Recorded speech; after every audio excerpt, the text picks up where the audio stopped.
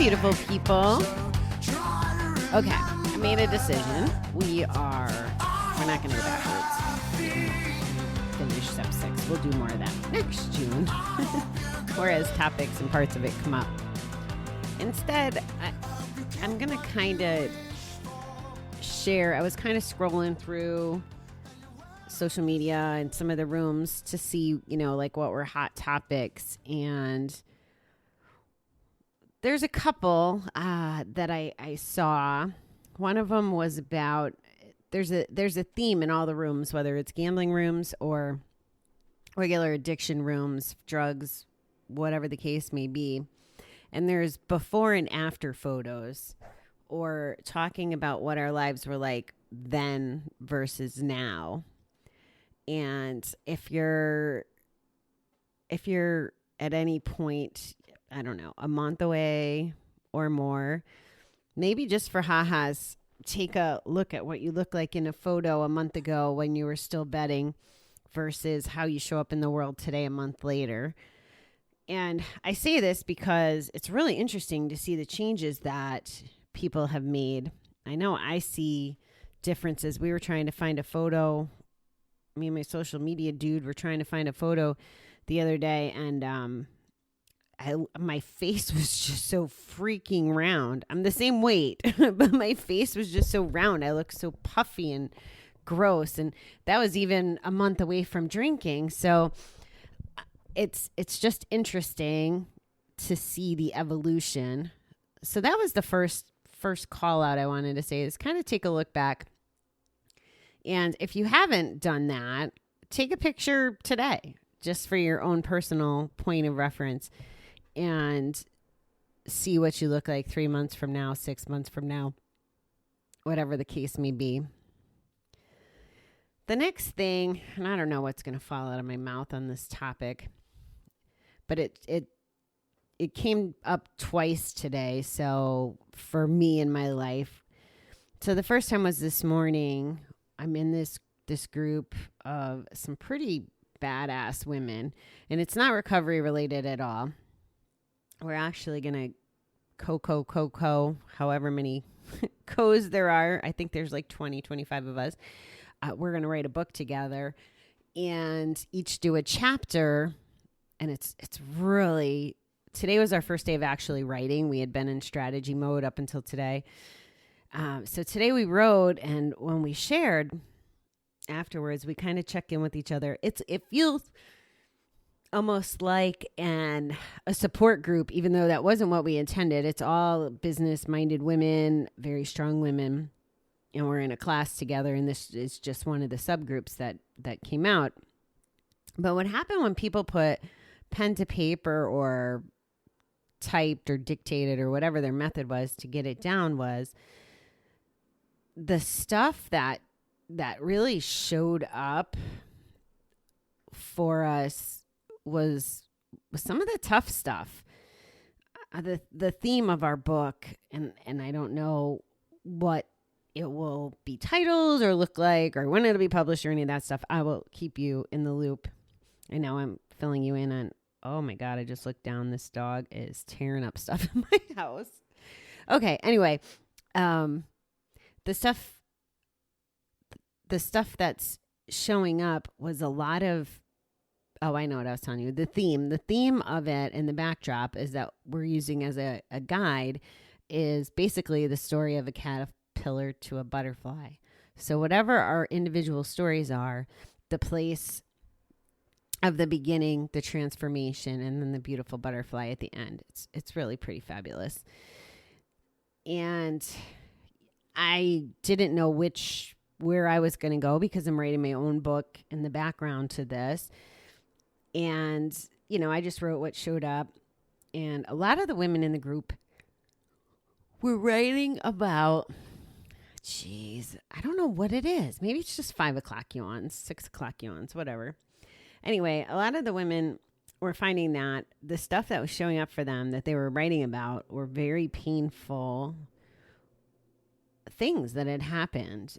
And they were really being vulnerable. Now, whether or not everything that we wrote down today makes it to the book, we still get to decide what we're sharing, and it's really important to be creative first and editing later. It was amazing that we've known each other less than 2 months. We've only ever all met virtually. We don't know each other really in that sense, but we're very connected.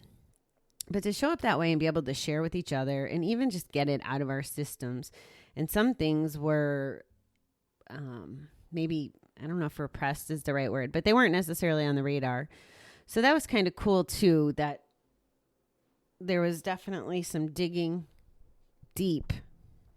So where I'm going with this is it was about being vulnerable, but then also some of these stories involved other people in our lives.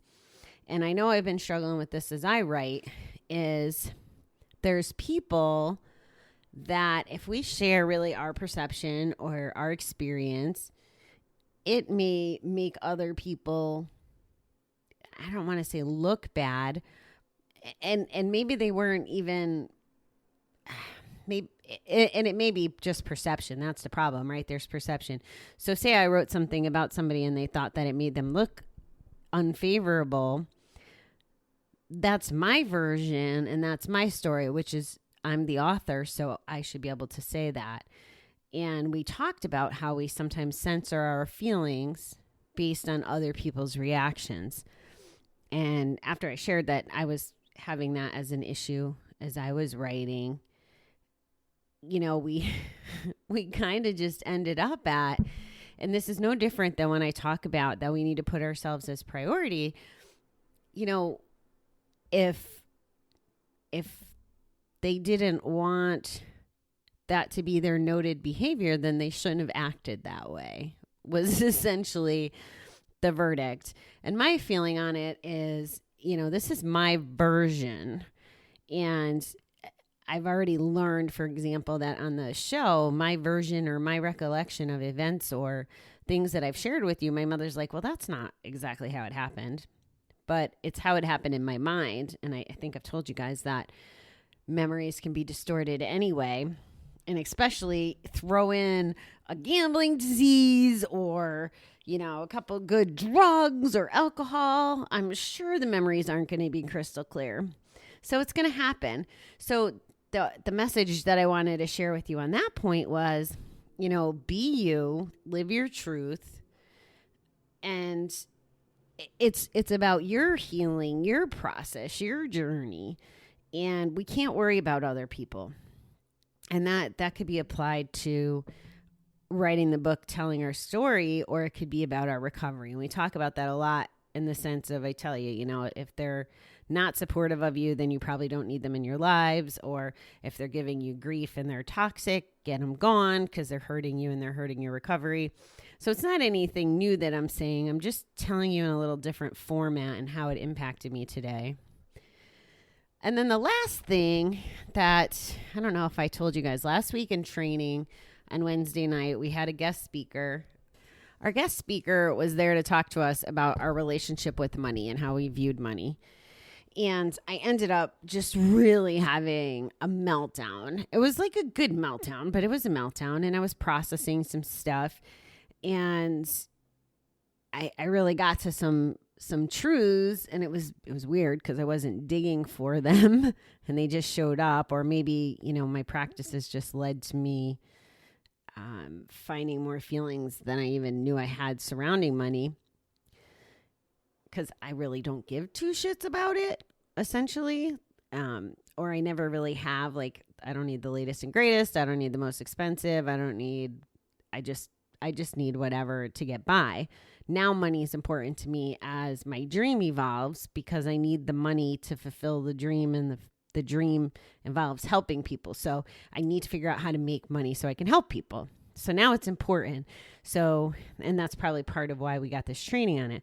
So I have this crazy meltdown. And when I say meltdown, I mean full on ugly cry in a Zoom call with my 12 classmates, the coach, this guest, screaming, swearing, just a freaking hot ass mess. Well, the classes are recorded so that if there's people in the group that didn't make it that night, they can go back and watch them. And I actually need to go back and watch it again with a different frame of mind so I can, get some more value out of it, because I know there was a ton of value. I just didn't comprehend it all that night. So I get a message from my coach this morning, and he tells me that he asks me if he could share this video with someone outside of our immediate circle because they needed the money training. They didn't need the Bobby crazy show. They needed money training. And I thought that was amazing that he reached out to ask. And I could have handled this one of two ways, right? I could say no, thank you for respecting my privacy, or say yes, and my shit's out there. Well, as you know, by the fact that I'm telling you this and what I've told you here on many days, my shit's out here. Like, I have to empty my bucket. So I emptied my bucket last Wednesday in a very big way. And not that I want this lady's, bucket to get filled by watching my mess. And it really doesn't work that way, because my mess is probably different than her mess, or, whatever reason she needed the training and the coaching. So I guess what I'm trying to say is, and I don't think we've chatted about this much lately, but this being vulnerable can be just such a gift. It could be, if I just chose to turn my camera off and not engage in the conversation and just try to sit still with my feelings and tune it out, I don't know that as much healing would have happened. So I'm happy with the choice I made to be brave and be vulnerable, and to, again, it's another group of people I've only known about 6 weeks in these intimate settings, though. It's pretty interesting to, it's not like I'm braver either because I'm on Zoom. That's definitely not what I'm saying. I just am who I am.